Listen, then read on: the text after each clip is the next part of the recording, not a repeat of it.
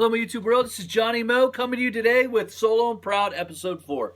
In this video, what we're going to do is we're going to talk about my fertilizing side of it. This is going to take 4 videos. I'm going to go through each of my rounds, tell you some of the products that I like to use, and some of the spreaders and some of the ride-on. I'm going to give you some recommendations about ride-ons and different things through this series. So I think it's going to be a pretty complete series. It's going to go to Solo and Proud Episode 8. That's how far it'll go. I'm going to go through my rounds of fertilizer, which are only 4. And we're going to talk about some of the things that I like to do. And I'm going to give you some opinions about what chemicals I use and what I like, what I dislike. The thing that you're not going to get from this video, and I'm just going to be honest with you. I like to have everything simple. I'm not going to get into the science behind these products, the different aspects in which why they systemically work, or is it an abiotic system, or is it a biotic system.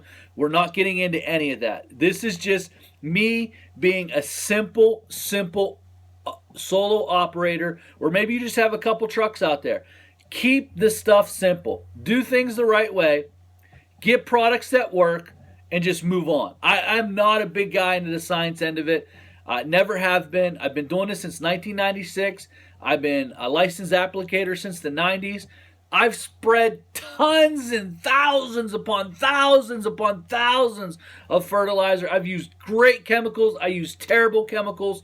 And that's what we're going to talk about, is the chemicals which I think are great and which I think are not so great. But if you're looking for scientific advice, it's not going to happen here. Go to the guy. He lives in Florida.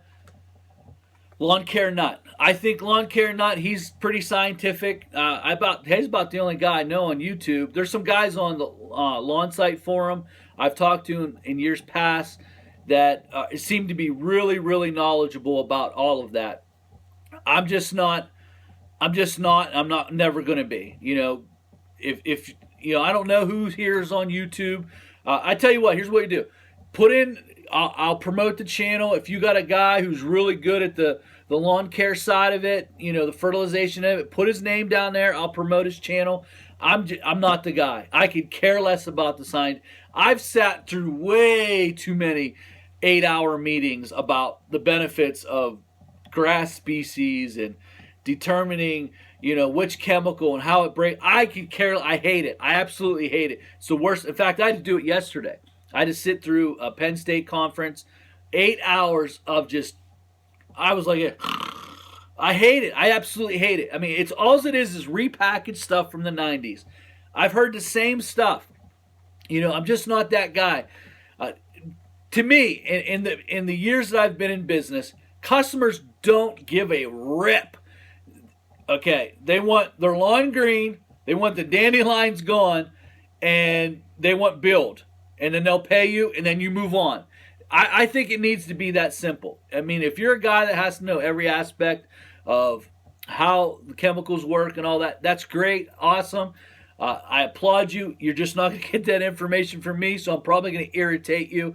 I'm going to give you some product names. I'm not even going to give you the scientific name for it. I could, but just products I use and what I think about them, and some of the equipment that is used in this industry and what I think about them. You don't want to miss my Permagreen review, though.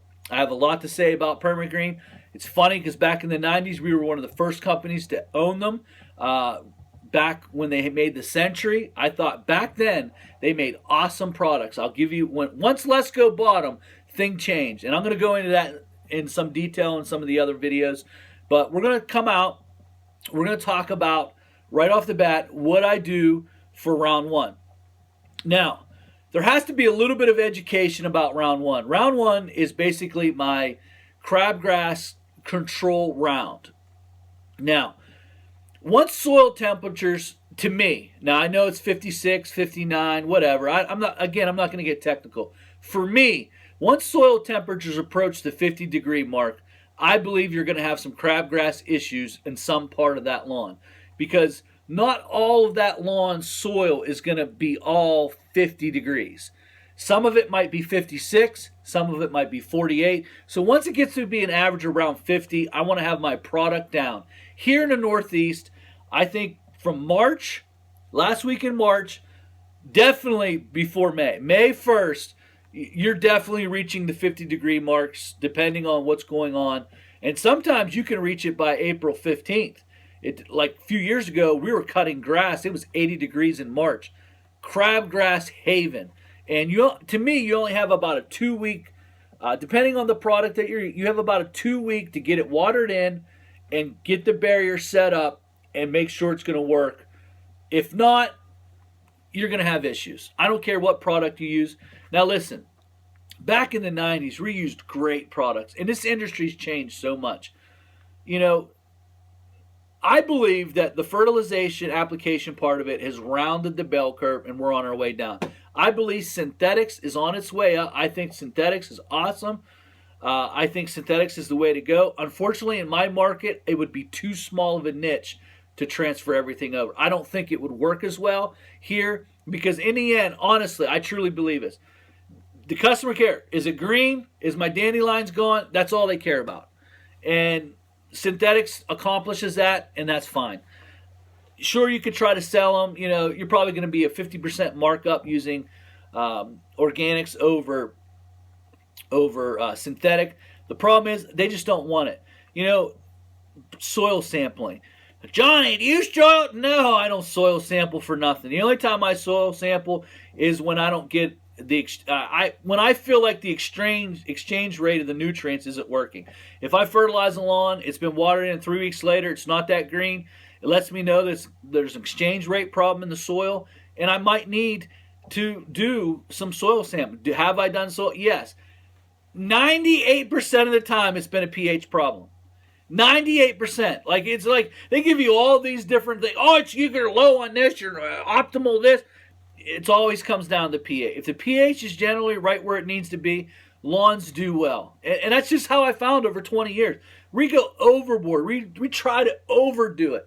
Customers really don't care. And the bigger you are, the harder it is to add all these extra services. So if you wanted to do it right, again, meaning if you wanted to go through soil sampling every year, making sure the nutrient is at the optimal levels at every level, the magnesium's where it is, the calcium's where it is, the phosphorus is where everything needs to be this isn't the channel. To me, they really only care about green grass, no dandelions. That's just how I see it. So talking about round one, there's only 2 chemicals right now that are basically used in crabgrass preventative. Basically, if you deal with a warehouse, they generally stock these 2 types of fertilizers mixed with this chemical. Usually it's Barricade and Dimension. I can tell you I'm not a Barricade fan. I used it a couple years ago. I bought a half a round of it, got a pretty good deal on it, and I had it mixed with Dimension. Some lawns got Dimension, some got Barricade. Every Barricade lawn had crabgrass. Every single one. It did not matter. Every one of them. Could have been a timing of application. Could be a problem with the product. I don't know. I'll never use Barricade again. It might work great in your area. Did not work great in my area. Every lawn I used Dimension on, though, I got a good, solid barrier. I do have some tiller issues with Dimension. Maybe it could be that part of the lawn is at 60 degrees. Could be timing of application. It could be. I mean, when you've got more clients, you know, it's going to be harder to hit that 2-week window.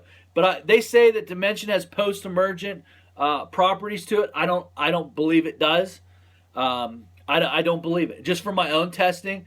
Listen, I don't believe what the salesman tell you. If you listen to the salesman, you'll only buy Speed Zone or products like Speed Zone. You'll be spending $150 to $200 for a 2.5 drug when you can buy a basic 3-way and get the same, almost the same. Now, there are times where I have to go up and use an ester product that if it's a problematic lawn and the weeds just aren't being controlled by the 3-way, I will go to an ester. But that's very far and few between. And it's usually you only have to do it one time, and then the basic 3-way will absolutely... I don't use a sticker. I don't put Dawn in there. I don't do any of that. I just go out and spray with my little 3-way, and it works just fine. He's like, oh, you got to buy a sticker. You got to put a little Dawn in there or something. Yeah, Johnny. No, I don't do any of that. Again, and I don't really have weed issues. I really don't. Now, if it is a problematic weed, there are some weeds that are problematic, like oxalis. Doesn't three ways have a little trouble with oxalis and black medic? Outside of those two weeds, if I see oxalis, I'll stand and spray it a little bit better with the three-way to get more chemical on it and make sure that it's really soaked. But outside of that, I don't really have a problem with weeds. I really don't. I don't have any more problem than I see my competitor next door. It's always the same. It's just silly. It's just silly. And if you listen to these salesmen sometimes, they'll have you buying the newest, the baddest, the biggest, and you guys spent all this money. And by the end of the year, you're not making any money. $60 for three-way, $200 for advanced formula with an ester. And it's the ester that's making it good. It's the ester part of the component that's actually, I don't even want to get into it. I just can't stand it. I listen to guys at these open houses and they're talking about it. I just walk away because customers really don't care. They want a green lawn. They want their dandelions gone. That's just the truth. And I've been doing it since the 90s. And maybe in your area you have a bunch of customers that really, really do care. But to be honest with you, in my 20 years, what I've noticed, if you got dandelions, you're going to get service calls. If your lawn isn't green enough, you're going to get service calls. So those are the only things that I would tell you. And basically, the two products for crabgrass control is Dimension and Barricade. I'm not a Barricade fan. I think Dimension works. It's sufficient enough, so I use it. My favorite chemical was back in the 90s was pendimethalin. Pendimethalin was awesome. Never had crabgrass. Never a crabgrass issue. The problem we had, though, is at the end of the day, our shirt was always yellow from the dust of pendimethalin. So in thinking, if the dust was on your shirt, it's probably in your lungs. And that's something I don't know if pendimethalin's good for your lung lining. I don't think it is. But, they did away with it. And then I went to a product from, what was it called? Team. It was Benefin. I had breakthrough with it, but it wasn't bad. Then everyone went to Dimension, and now everyone's trying, Barricades coming, Dimension. I just use Dimension. Honestly, I would use pendimethalin if I could. You can still get it, but the warehouse has to order it because they don't stock it because everyone used Dimension. So only stock what everyone's going to use. So basically, my round one is I want to get round one before the soil temperatures reach 50 degrees. And I want to be done with round one by May 1st. That's my round one.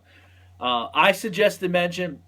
The post-emergent part of what they say it is, this is what happened a couple years ago. I had a lady, she had some lawn work done. She dug up her lawn, and they replanted it, and nothing was growing there. You could see the seed was fresh.